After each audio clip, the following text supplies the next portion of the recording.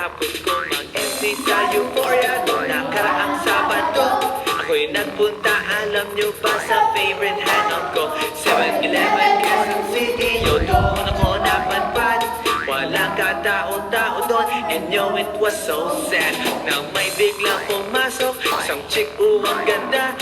Nakakainis, walang bitis, pati ang kutis niya. Mata niya ay kulay brown, mayroon siyang bracelet sa ngipin. Kamukha siya ni Rita Avila kung iisipin. Katawan niya ay 36, 24, 34. Sa panong paraan kaya ako makakascore. Magaling siyang pumorma, suot niya ay hanging shirt. Nang dumukot siya ng pera, umangat ang kanyang skirt. Kaya ako'y biglang nagsabi, "Hey girl, I like your style." Siya'y kumagat din kumindan at nagpakita ng smile. Tinanong niya ako, "Hey, aren't you Andrew E. of Euphoria?"